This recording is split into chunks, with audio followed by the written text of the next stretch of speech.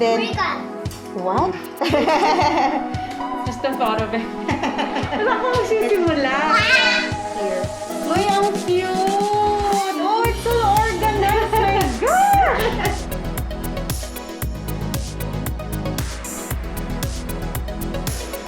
Parang when I walk in this door, I'm a mother. This reminds me of my life.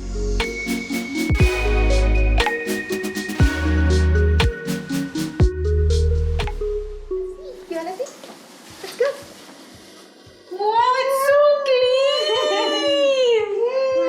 Sabi, everything's so organized! Big toys, animals, building vehicles, wow, wooden toys. Thank you. Ano to ginawa niyo? Yes, Rio. those are my pre-printed label line. So there's like mga positive affirmations for kids so that we have código. How to praise your kids. Bravo! See? Bravo! Hindi puro good job. Oh, Sabi, oh. Yeah. You like it? Are you happy? Say thank you po. You're welcome po.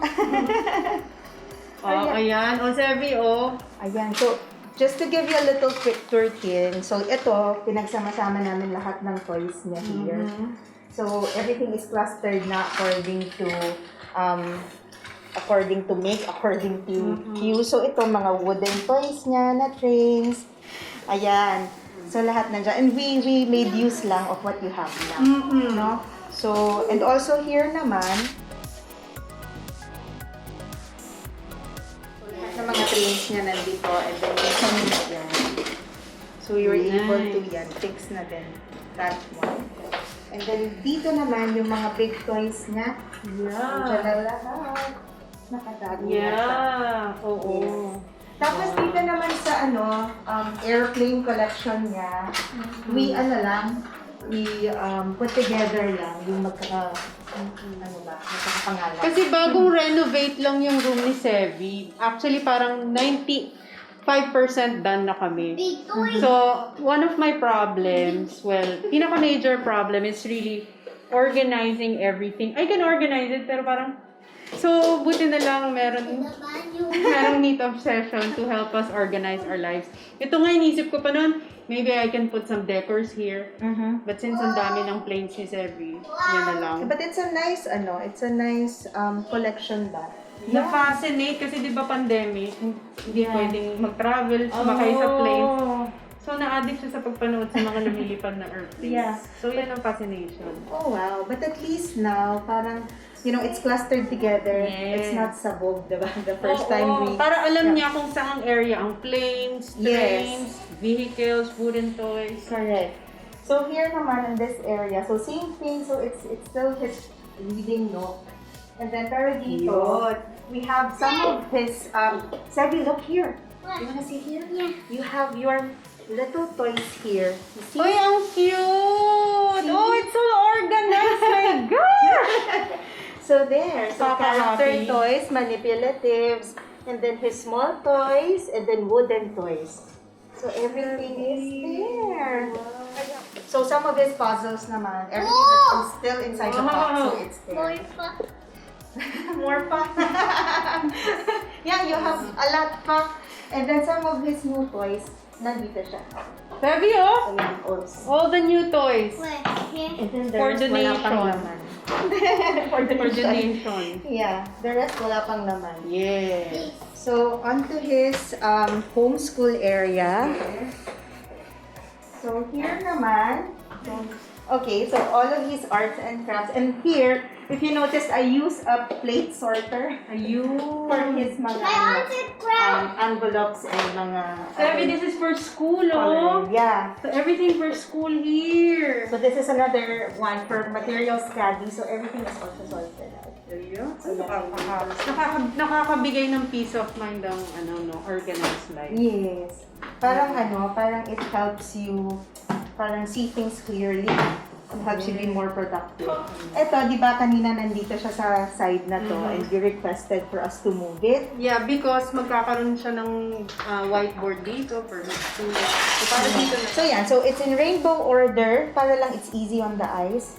Since konti lang naman his books. And then your little personal area there. And then you noticed your cables. Yeah! I put a tech box there, so all of the cables nasa ilalim. So nandiyan na siya. So wala nang chismis. Yes. So we go here. So ito, so lahat ng shoes nandito. So if you want to put yung clear plastic boxes, andyan. And then yung ibang stocks mo nandito, then I hang na lang your diaper bag para lang sayang sa space eh. And then this is now his active closet. Ay, wow. Wow! So ayan, so for swimming, pajamas, undergarments. Are you okay? Yeah. So undergarments, tops. Are you? Oh my God. Pampers! Heavy, everything. Yeah. Look at your Clear. clothes. Yeah. Are you happy? Be careful with your The fingers. keys! The And then keys! the keys. Yeah. And The then key! buttons are The here. key! So The pants, key! and then The jockey pants, and then shorts. Nice. And then dito naman din, we put it here na lang, your mga seasonal ni Seve. Yes. So ayan, mga pangdami pang winter. And then yung mga... Sorry, excuse me lang. Excuse me lang. Thank you. There. So lahat yan ng mga excess toys niya. So this is a toy cabinet na. Walang nakalagay sa likod except for yung shelving dito. Yes. But those are the big toys that These are the keys.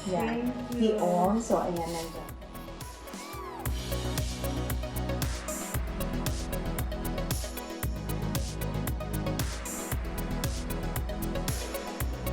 Hi everyone! So we're now here with Toni and Seve, and we just fixed Seve's playroom. Oh, no. Toddler's Toddler room. na. Dati Yes. meron siyang nursery sa baba, but we renovated our house and we decided to make this room. This is actually an extra room. We made this na lang his toddler room para yung homeschooling, Yes. then for nap time. Mm-hmm. So, Toni, I have a few questions lang Sige. for you. So, what do you feel now that Seve's room is organized? Alam mo, iba talaga yung feeling ng organized yung nakikita mo and everything is put in its proper place, segregated, labeled, and yung may proper area for everything. Kasi nakakabigay siya talaga ng peace of mind. It relaxes your mind, it calms you. Kasi yung clutter, nakaka-stress siya, no? Oo. Yeah, I remember when you messaged me, parang you sounded lost. Or you don't know what I to sent do. you the photos. And sabi ko, what do I do with this one? Parang just the thought of segregating and organizing everything, nakaka-anxiety na. Parang saan ka magsisimula if this is not something that you're good at? Yeah. Because I feel like this is something na dapat you make time for. Agree. Kasi actually, maayos naman na yung toddler room ni Seve. It's just that it just need a little sorting pa of the items and where to efficiently put the items talaga. Kasi some of the big toys, parang they found their way out of the cabinet na kasi hindi na siya kasha. Yeah, but just a little tweaking and moving around, we were able to fit Oo, kasi everything nung inside. dumating kayo, di ba, nandun lahat nung parang itong area na to, dun sa may shelving. Oo, nakalabas. Tambakan talaga. Yeah, but at least we actually just used a few items because we already have the materials naman na. So, my other question is that, what is your favorite now in Seve's room? Ako, my favorite is actually lahat eh. Just his whole room. This is my favorite area because this reminds me of my life. Parang Seve is my life. So when I come into this room, this helps me leave all of my work outside the room. Kasi when I'm here, I'm present. I'm present when he's playing, I'm present when he's doing his online schooling.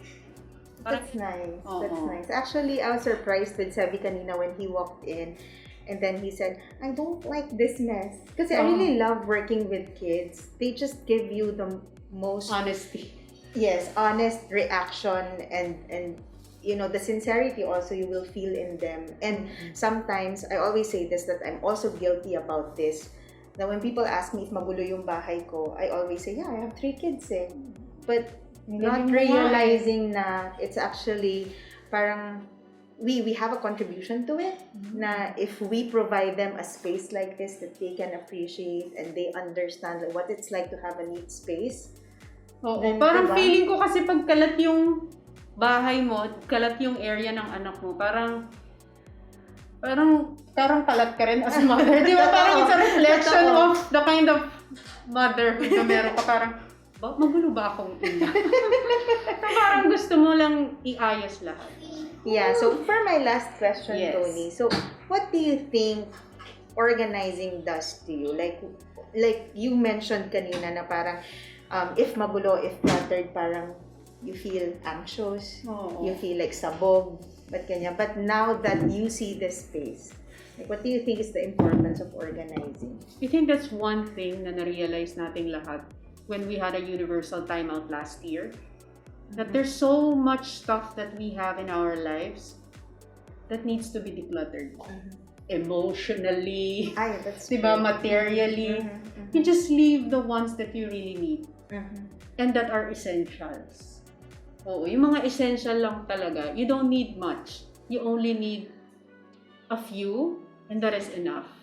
Oo. So, I think yung organization and keeping everything in place and everything is in order, parang it gives you a nice flow in your life. Diba? Kasi parang if you're cluttered here, it transcends on the outside. If you're cluttered inside, you're cluttered on the outside. So, may kami ni Paul. Pareho kaming OC. So, o kaya namin ni-renovate yung bahay. Kasi na-realize namin there are so many unnecessary things that are not needed sa bahay. So, we wanted to make it all plain, white. Yeah. If you notice, Yeah. talagang nag-reset. Oo, nag-reset. Yes. So, well, if you have a toddler, hindi mo maiwasan nag-accumulate yung toys. Kasi di ba depends on the season ng gusto nila. Yung books nag-accumulate din. So, yung mga books na yan, I learned to donate. Yung mga books na he outgrew already. Kasi meron na sa stage na siya na when he sees a book, I'm not a baby anymore. Kasi it reminds him na yung pang-baby yun eh. So, ito yung talagang mga ginagamit niya. Yeah. So, I think yun yung nagagawa ng organization and yung being orderly sa bahay. It not only gives you peace of mind, but it also in a way parang comforts you. Helps you become intentional, right? Oo, parang it comforts you, it relaxes your mind, it gives you a good break on everything. Kasi magulo na nangyayari sa labas eh. Exactly. So, ayaw mo nang magulo sa bahay mo. Diba? And your things is something that you can fully control. Let's make our house a home and not a storage place. So, anything that is not gonna help us anymore, there's so many charities, so many organizations, and so many other kids na magbe-benefit pa dun sa mga gamit na hindi na nagagamit. So, there, I just want to thank you, Toni, for... Thank you! Thank you! for finding us and choosing us to help you with Seve's Toddler Room. I hope we can do more projects together. Yes! Sabi ko nga, naisip ko na meron na akong next project. Yeah, I'd be happy to help you with Oo, that. nakaka-addict yung yung maging organized sa buhay. Yeah. So, I hope you learned a thing or two from this episode. Until the next time. Say thank you po! Say thank you po! Can you say stay neat, everyone? Say stay neat. Stay neat, Everyone. everyone. Stay neat, everyone. Say salamat po! Salamat po.